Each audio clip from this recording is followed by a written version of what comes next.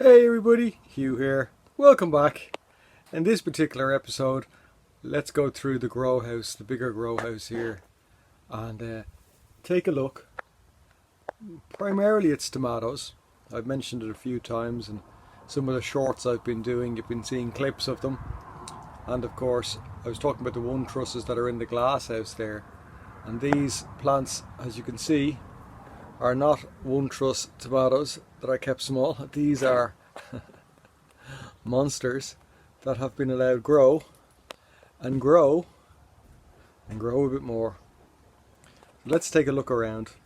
First I'll show you though the courgettes. I'm going to see if I can flick the camera here.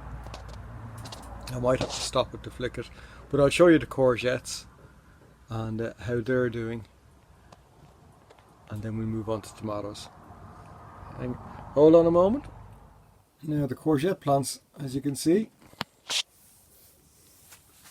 they are grown like everything else here in containers and producing plenty of leaf.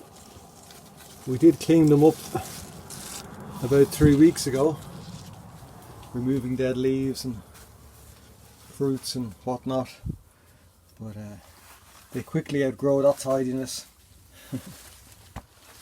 But you can see we've been taking off courgettes, and you can see there's more there coming on very nicely, getting ready for pulling. We've been freezing them, so we chopped them into small pieces, size that you'd use for stir fries, and just freezing them straight into bags, and that seems to work well for them. So that's the courgettes. Reasonably big pots, if you like. Nice rich mix with plenty of manure in the compost. And while they would grow bigger and probably more lush in open soil, we can't do that here, so we have to make the most of what we can do. So they've rewarded us well. It's important to give them as much nutrients as we can, which we've done there. Some sunflowers in a bucket. So some sunflowers there growing, as you can see. They're a novelty to grow, and I think we thought they were being sown quite late. Can you see that one? The stem got a little bit broken on it, but we tied it up anyway. But they've rewarded us. More importantly, the bees. And as I say, there's 4 of them there growing in a bucket, and they're doing very nicely indeed.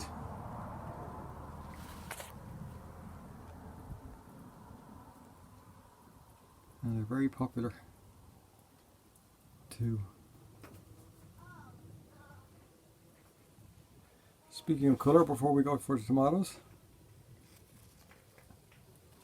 there's hanging baskets, one attached to the other.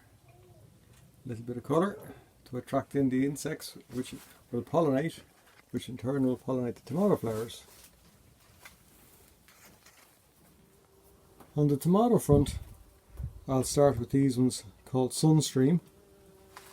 These were a variety I simply took seeds from at the supermarket.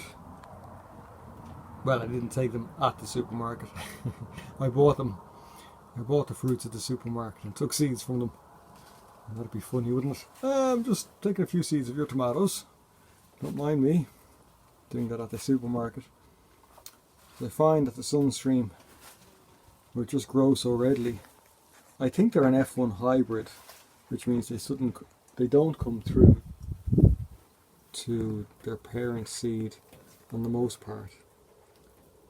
But that doesn't stop me growing them, because you can see that the fruits they do produce are beautiful tasting, easy to grow. The fruits themselves grow quickly and they ripen very nicely. So there's lots of good reasons to grow them.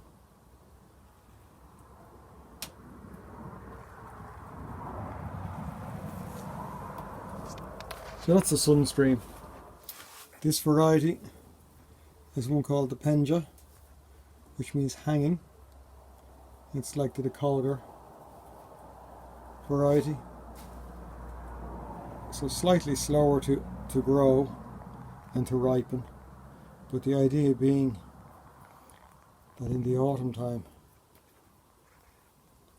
if there's green fruits on them that haven't been harvested, you can simply just cut the stems off at the base and leave the stems with the green tomatoes on them to ripen slowly into the autumn and winter in a warm spot, and use them as they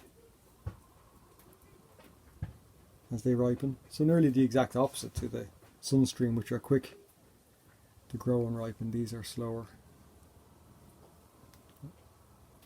but for a later crop. Down here is the Indigo Rose tomato. It featured in one of the shorts recently. I was saying that if the fruits are ripened, you'll see the red can go into the rose colour at the base. You can see some verbena flowers, not verbena, sorry, Biden's flowers in behind them. It's always good to plant plenty of flowering plants among the likes of tomatoes. It attracts in the pollinators. There's one that we took as a cutting. Somewhere about mid-July maybe. It already had flower shoots on it. And it's growing away there. I don't know if you can see in the background. Yeah, this plant is looking rather sorry for itself. The variety is the Gardener's Delight. And of course, Gardener's Delight fruits. They're so sweet and so tasty, they rarely make it into the house. They're eaten straight off the plant.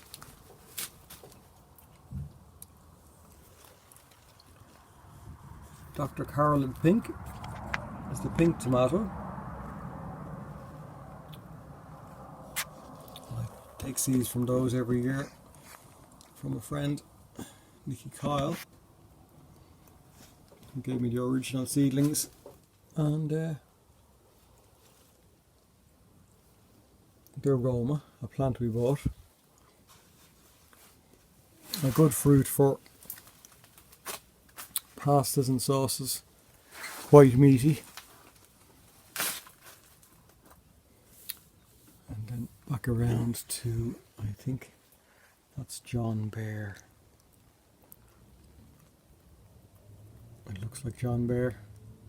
John Bear is one of those sort of larger tomatoes, quite meaty. Slower to grow, but fine size fruits.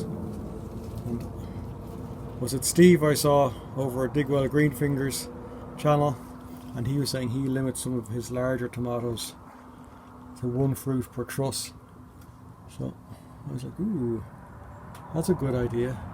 And the last one here is a tumbling tom, grown in the pots. It's a very compact little grower.